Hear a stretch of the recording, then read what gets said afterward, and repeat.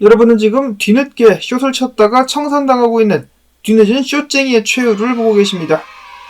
오늘 시장은 꿈틀꿈틀 약간의 반등을 보여주면서 사람들로 하여금 기대감을 갖게끔 해주고 있는데요. 어제 아시아 증시에 이어서 미국 증시도 일제히 반등을 시작했습니다. 달러 같은 경우는 102.99포인트를 기록을 하고 있는 가운데 비트코인도 왕꿈틀이 57,000달러 선까지 올랐었으나 약간 내려오면서 56,842달러, 이더리움은 2,500달러 선을 기록을 해주고 있습니다. 과연 이번 주에 반등이 지속적으로 이뤄질 수 있을 것인가? 오늘의 준비된 긍정적인 소식들과 함께 살포시 기대를 해봅니다. 자, 그리고 영상 시작하기 앞서가지고 여러분들께 잠깐 드리고 싶은 말씀이 있는데, 앞으로는 감사하게 후원 주시는 분들의 아이디를 영상에 계속적으로 내보낼 건데요. 뿐만 아니라 후원 주실 때 하고 싶은 말씀이 있으시다면은 하고 싶은 말 적어주시면은 아이디와 하고 싶은 말까지 영상에 포함을 시켜드리도록 하겠습니다. 그래서 하고 싶은 말이 있으신 분들은 꼭 후원 주실 때 하고 싶은 말까지 같이 남겨주시기를 바랍니다. 당연히 남을 비방하거나 논란의 여지가 있는 그런 하고 싶은 말은 안 되겠죠. 다음으로 해서 오늘 미국 증시가 반등하고 있는 가운데 JP모건 측에서 이렇게 이야기를 했다라고 하는데요. 최근 하락 때 일반 개미 투자자들은 10억 달러 상당을 팔아 제꼈고 반면에 기관 투자자들 같은 경우는 무려 140억 달러 상당을 밑에서 주웠다라고 합니다. 그래서 개미들만 지금 호구가 됐다. 그와 동시에 기관들이 이렇게 매수를 들어갔다라는 것은 앞으로 증시가 계속해서 상승할 것이라고 보고 있다라는 의미겠죠. 선거가 있는 해이기 때문에 다같이 가자를 또 외쳐보고 있는 상황 속에서 비트코인도 비슷합니다. 알리 마르티네지 분석가에 의하면은 폭락이 나왔었던 당시 48시간 동안 고래들은 비트코인 3만 개를 매집을 했었다라고 합니다. 그리고 이런 식으로 시장이 하락할 때 재밌게도 개미들이 서로 더 겁을 주곤 합니다. 그러면서 공포를 극대화시키는데요. 이거를 못 이긴 개미들은 손을 털게 되는 것이죠. 자, 한편 알선 헤지 같은 경우는 두 번째 하락이 나올 수 있을 가능성이 있다라고 밝혔습니다. 그 근거로는 바로 중동의 지정학적인 위기를 들었는데요. 아직까지는 조용합니다. 이란으로부터 공격 명령이 떨어졌다라는 소식들도 나왔었는데 아직까지는 굉장히 조용한 중동 상황. 부디 이렇게 아무 일 없이 흘러갈 수 있으면 좋겠지만은 아무래도 그러긴 힘들겠죠. 자, 그런데 중동 소식 같은 경우는 새로운 소식이 아니기 때문에 이미 시장에 선반영이 됐을 수도 있겠다라는 생각도 해보는데요. 자, 물론 비트코인이 바닥을 찍었다라고 보기에는 아직 이르죠. 바닥을 확인하러 내려갈 수도 그리고 추가적인 하락이 나오게 될 수도 있겠습니다. 다만 지금 상황이 그나마 좀 긍정적으로 보이는 이유는 어제 글로벌 유동성이 증가하고 있다는 소식을 전해드렸었는데요. 그거에 맞춰가지고 미국 기관들이 주식을 일단 바닥에서 집었다. 그리고 이어서 미국 재무부 같은 경우 유동성 지원을 위해서 10월 말까지 최대 460억 달러 미결제 국채를 매입하겠다라고 밝혔죠. 이를 두고 마이클 반데포펜은 이렇게 평가를 했습니다. 미국에서 양적 완화가 진행 중이다. 국채 바이백을 통해서 매달 300억 달러가 추가될 예정이다. 소리 없이 글로벌 유동성이 증가하고 있다. 비트코인이 답이다 라고 이야기를 한 것인데요. 이렇게 되면 자산시장에 힘을 실어줄 수밖에 없겠죠. 또한 이어서 알선 헤지 같은 경우는 미국 대통령 누가 당선이 되든지 간에 암호화폐 업계는 큰 문제가 되지 않을 것이다. 왜냐? 누가 대통령이 되든지 간에 돈을 계속해서 찍을 것이기 때문. 다만 그 방식에는 차이가 있을 것이다 라고 이야기를 한 것인데 이 부분에 대해서는 저도 여러 차례 말씀을 드린 바가 있었던 것 같습니다. 트럼프 같은 경우는 비트코인을 준비자산으로 만들겠다라고 이야기를 했었고 아직 카말라 해리스 측에서는 암호화폐 업계에 대한 입장을 내놓지 않고 있는 가운데 카말라 해리스가 대통령이 되게 되면은 돈이 엄청나게 찍힐 것이다 라고 말씀을 드렸었는데요. 제가 한 달 반 전쯤에 데이터를 들어보았을 때 지금 미국에 있는 사람들 중에 6명 중에 1명이 불법 이민자랍니다. 그만큼 엄청나게 들어왔다는 것인데 지금 계속해서 들어오고 있으며 이 사람들 전부 다 생활비 무료, 호텔비 무료가 지원이 되고 있는 상황 속에서 의료비도 무료로 지원하게 될 것이다 라는 공약들이 나오고 있습니다. 한국도 외국인들이 들어와가지고 의료보험 혜택 받는 것 때문에 지금 문제가 그리고 논란이 많이 되고 있는데요. 이제는 미국 같은 경우 나라에서 나서가지고 퍼주겠다.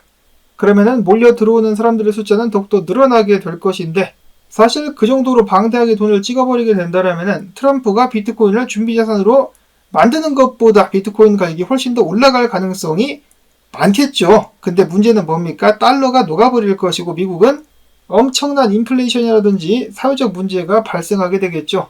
기술적인 이민들, 인재들이 나라로 넘어오는 것은 그 나라의 득이 되겠지만은 영어조차 할 수 없고 가진 기술이 아무것도 없는 사람들이 우르르 몰려 들어와가지고 나라를 거덜을 내게 된다라면은 다시는 돌아올 수 없는 강을 건너게 될 것입니다. 그 중에 또 불법 이민자들 중에 수많은 범죄자들이 들어와 있는 것도 사실이며 FBI 명단에 올라와 있는 전 세계 테러리스트들이 있죠. 그 중에 99명이 미국 내에 들어와 있다라고 합니다. 이네들을 걸러냈어야 됐는데 그냥 풀어줬다라는 것이죠. 그래서 누가 대통령이 되든지 간에 비트코인은 떡상하게 될 것입니다. 그것은 사실이라서 그게 아니라고 저는 말씀을 드린 적이 없는데 미국의 모습은 확연히 달라지게 되겠죠. 당연히 여기에 동의하지 않으신 분들이 많이 계실 것 같은데요. 여러분들의 의견이 다 옳습니다.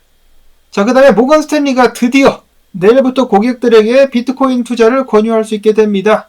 더욱더 많은 자금들이 암호화폐 시장으로 흘러들어올 수 있기를 기대를 해보고, 다음으로 비트와이지의 최고 투자 책임자 같은 경우는 이야기하기를 감정은 제쳐두고, 해당 기사 제목을 작게 봤을 때 저는 김정은 제쳐두고라고 처음에 읽었었는데, 자, 김정은을 제쳐두고 역사적으로 봤을 때 이번 하락은 매수 기회다라고 이야기를 했습니다.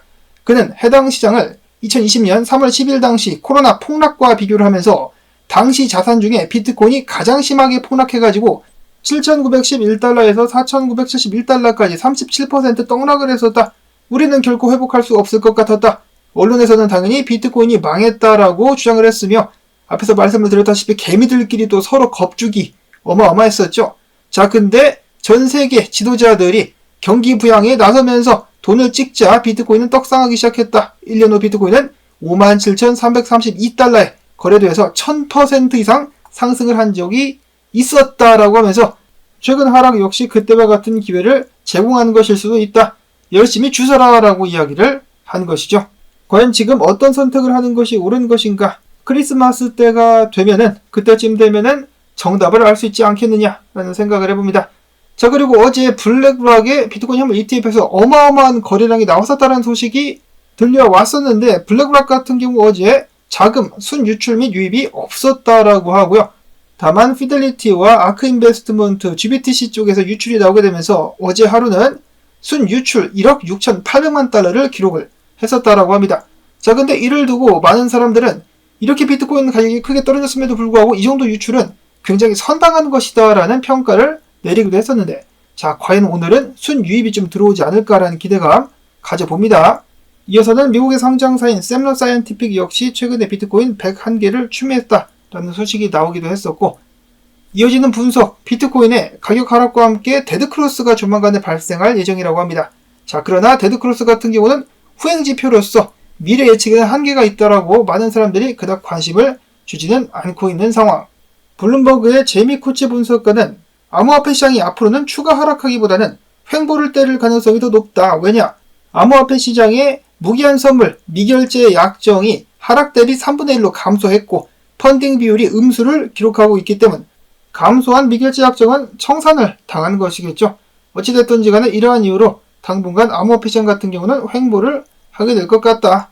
한편 분석가 테디 같은 경우는 비트코인이 지금 반등하고 있지만은 한참 부족하다. 차트가 안 좋아 보이는데 58,000달러 위로 올라가가지고 안착을 할 수 있다라면은 그나마 좀 괜찮지 않을까. 꽥꽥 오리 선생 같은 경우는 이것보다 좀 더 높은 가격대 6만 달러대까지 가게 되면은 비트코인 모습이 좀 괜찮아지면서 추가적인 반등 및 상승이 이어질 수 있지 않겠느냐라고 이야기를 했습니다. 자, 그리고 엘리지 분석가 같은 경우는 6만 달러 한 번에 가지는 못할 것 같고 올라갔다가 맞고 떨어지기를 반복하면서 바닥을 다진 후에 다시금 상승을 이어가지 않겠느냐라는 예측을 내놨습니다. 그리고 바닷가로 내려올 때마다 본인은 추매를 하겠다라고 하네요. 그리고 보시면 아시다시피 비트코인이 다시 패턴 안으로 들어왔죠. 빠져나와가지고 못 들어오고 빌빌대고 있었으면 최악의 상황이었을 텐데 지금 안으로 들어와가지고 버텨주고 있습니다. 자, 그래서 로만 분석가 같은 경우는 S&P 500을 두고 이렇게 이야기를 했는데요. S&P 500의 변동성 지수인 빅스가 40을 넘었을 때마다 그 자리가 바닥이 됐었다. 지난 25년 동안에 이런 패턴이 이어져 왔었는데 최근에 S&P 500 하락하면서 해당 지수가 60대를 넘어갔었습니다. 과거가 반복된다면 S&P 500 추가적으로 하락한다라고 공포감이 조성이 되고 있지만은 기관들은 주섰다. 그 동시에 역사가 반복된다면 오히려 저것이 저점이 되면서 지금부터 추가적으로 상승을 하게 될 수도 있겠다라고 볼 수가 있겠습니다. 만약에 정말로 그렇게 된다면 코로나 사태 때 완벽한 재현이 이루어질 수가 있겠죠.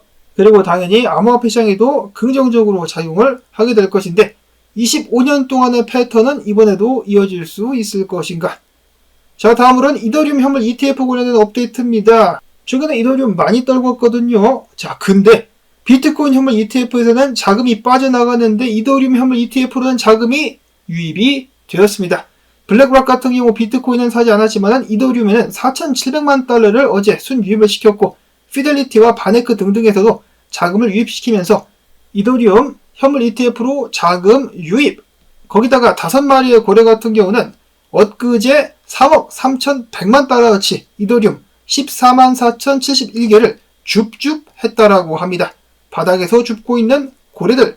그리고 또한 이더리움 같은 경우는 스테이킹 비율이 27.95% 역대 최고치를 다시금 찍었다라고 하는데요. 스테이킹 비율이 높아지면 높아질수록 하방 압력은 낮아진다라고 볼 수가 있겠습니다. 과연 이더리움이 지난 세월 동안의 굴욕을 끝내고 뭔가를 보여줄 수 있을 것인가? 또한 이더리움뿐만 아니라 에이다와 아발란체 역시 고래들의 움직임이 활발하게 일어나면서 가격 상승이 기대가 된다라는 소식이 나오기도 했었습니다. 내용은 그게 답니다. 과연 알트코인 반등은 이뤄질 수 있을 것인가? 지금 또 두드러지게 반등하고 있는 알트코인이 바로 뭡니까? 솔라나죠. 솔라나 같은 경우 긴 꼬리를 그리면서 대가리를 들이밀고 있는 모습 보여지고 있습니다. 트레이드 엑소 분석가 같은 경우는 이 자리부터 롱을 쳐가지고 지금 현재 자리에서 3분의 2 정도는 정리를 했다라고 하는데 만약에 120달러 선까지 내려오게 된다면 그 자리부터 다시 한번 롱을 치겠다라고 이야기를 하고 있었습니다. 당연히 지금 위기 상황이 끝난 것은 아니지만은 그나마 분위기가 나아지고 있는 암호화폐 시장 및 자산 시장, 이번 주에 꾸준한 반등 나와줄 수 있기를 바라보면서 오늘 나온 정보들 여러분들께 도움되셨다면 반등 좀 가지야라는 의미에서 크립토 토마토 채널 도와주기 광고 재생을 통해서 부탁을 드리면서 저는 다음에 새로운 소식 가지고 인사를 또 드리도록 하겠습니다. 안녕히 계십시오.